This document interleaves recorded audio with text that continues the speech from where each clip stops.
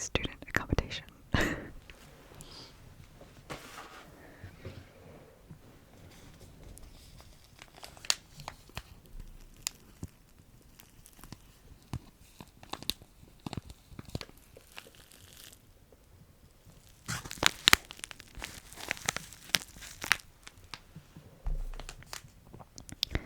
Alright, Puka.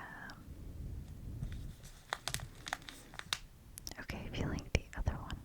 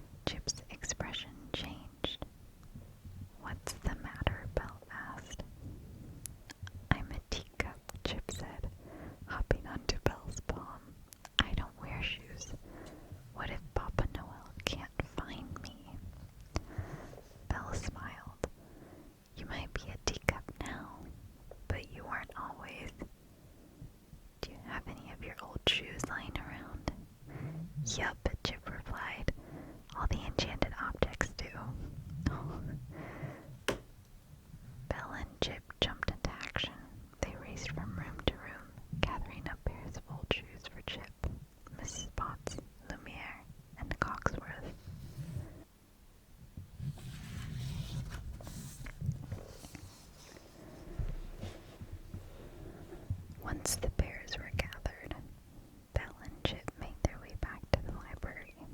They neatly arranged the shoes in front of the fireplace, then took a step back to admire their work. A little while later, Mrs. Potts announced it was bedtime for Chip. "But I'm not tired," Chip said, swallowing a yawn. Mrs. Potts and Belle exchanged a smile, then tucked the sleepy teacup into the cupboard.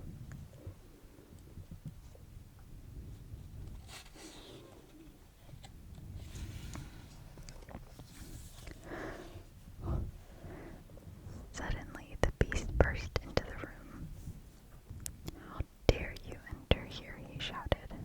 Everyone shuddered with fear, but Belle refused to be intimidated. "I was trying to find a gift for Chip," she said, finding her courage. "He helped me share the Papa Noel tradition with the castle, and I wanted to reward him for his kindness.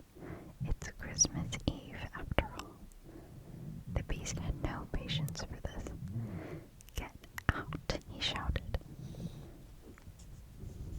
Faced with no other choice, Belle and the enchanted objects took refuge in the kitchen.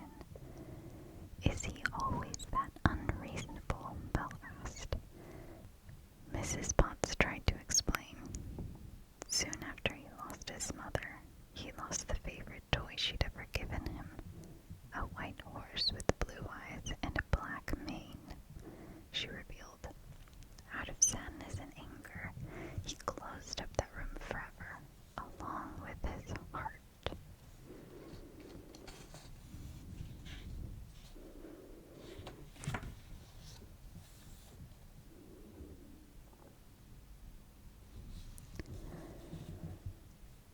Belle felt sorry for the Beast, but she wouldn't be swayed. As the enchanted objects drifted off to sleep, Belle returned to the Beast's childhood room. While searching for Chip's gift, she found a ball of string and a music box. Then she happened upon a pair of the Beast's shoes from when he was a boy. Setting the Beast's shoes aside, Belle turned to the toys in front of her. With a little tinkering, she knew she could create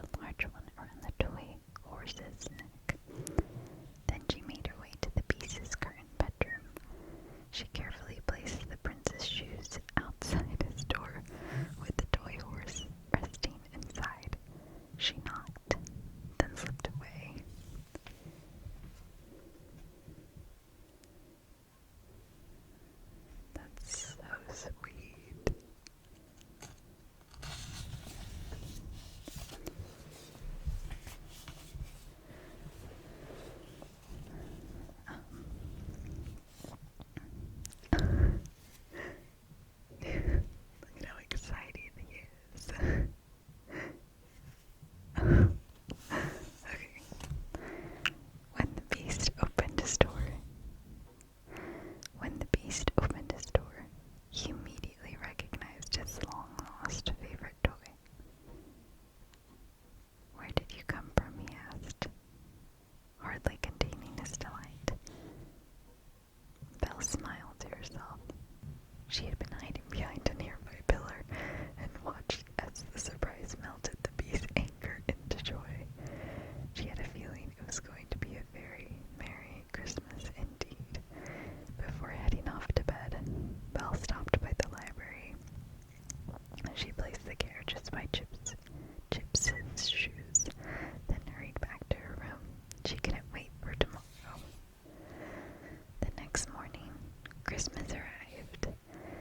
Belle and the enchanted objects hurried into the library. The objects usually enjoyed a cozy fire in the freshly decorated room, but this year, something magical happened.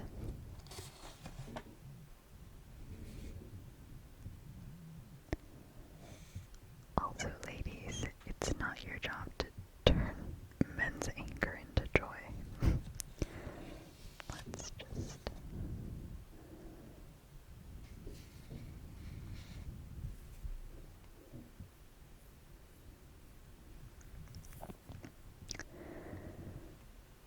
"Well, bless my soul," Mrs. Potts exclaimed. She then directed everyone's attention towards the fireplace. Each pair of shoes was filled with treats and surprises. "Papa Noel did come," Chip shouted. "He found us."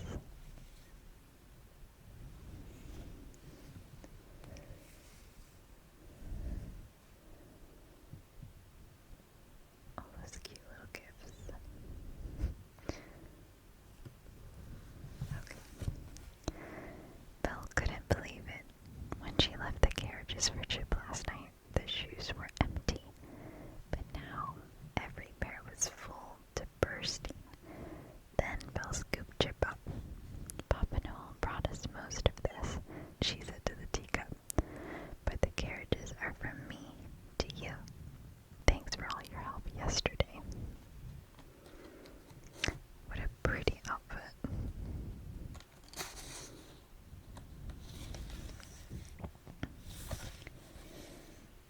"Wow," Chip replied. "Thanks, Belle." Belle smiled and then revealed the final surprise. "These may look like ordinary carriages, but they're not. These carriages can move on their own," she explained. She turned the crank and the carriages drove by themselves, as if by magic. Just then, the Beast poked his head into the library. Belle convinced the Beast to join them, and he walked over to the fireplace. "I'm sorry I was so angry yesterday," the Beast confessed. "I didn't see you get angry," Chip said. "That's right," the Beast said, turning to the young teacup. "You didn't, but I heard you played a big role in bringing Papa Noel back to the castle."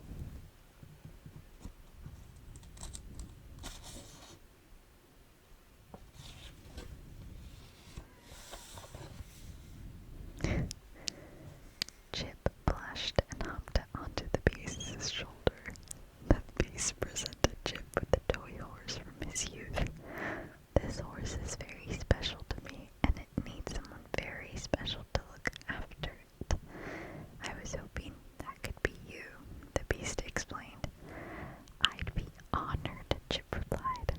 A happy tear ran down Mrs. Potts' cheek, and Belle's heart swelled. It was the happiest Christmas that anyone could remember.